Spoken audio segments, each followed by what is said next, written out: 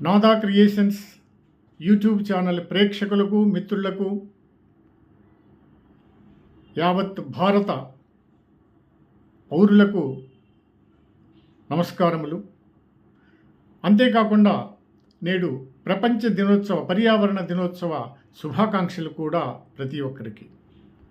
ఈ సందర్భంగా ఈ పర్యావరణంలో కలిగేటువంటి మార్పులు, కాలుష్యాలని నివారించేందుకు ఒక 2 మాటలు చెప్పుకుందాం. ఈ జల కాలుష్యం అయితేనేమి, వాయు కాలుష్యం అయితేనేమి, జల కాలుష్యము అనేక రకాలుగా పారిశ్రామికవేత్తలు జాగ్రత్త పడి ఆ రసాయన జలాన్ని ఓపెన్ ప్రదేశాలకి వదలకుండా వాటిని రీసైక్లింగ్ పద్ధతిలో నీటిని ఉపయోగాన్ని చేసుకోవాలి. ఆ విధంగా చేస్తే జల కాలుష్యం జరగకుండా ఎందరినో కాపాడిన వాళ్ళం అవుతాం. అది తప్పక పాటించండి. అలాగే వాయు కాలుష్యం అంటే మనకు తెలుసు, తక్కువ దూరంలో ఒక వ్యక్తిని కలవడమో, ఒక చిన్న వస్తువును కొనడమో, ఆ పని మీద నడకకు పని చెప్పట్లేదు, కాలికి పని చెప్తే ఆరోగ్యం బాగుపడుతుంది.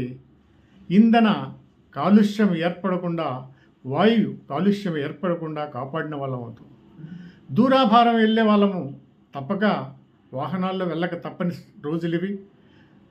ఎలాగూ దాన్ని నివారించలేదు.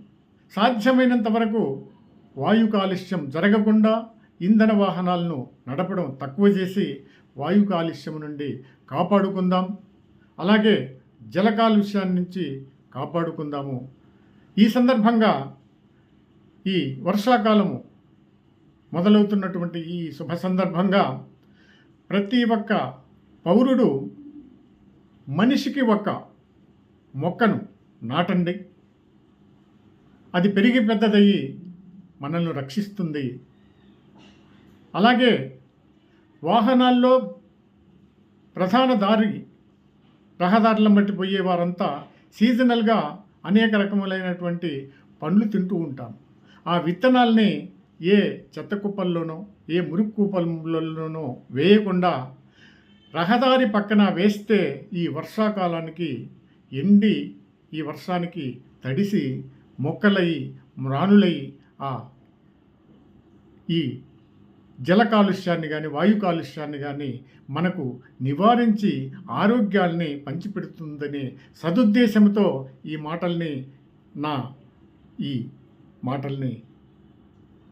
తప్పకుండా కొంతమంది అయినా పాటిస్తారని కోరుకుంటూ, ప్రార్థిస్తూ పర్యావరణాన్ని కాపాడుకుందాం. అది మన బాధ్యత అని గుర్తిద్దాం.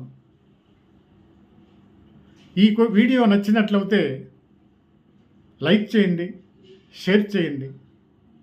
ఏమైనా దోషాలుంటే సూచనలు ఇవ్వండి.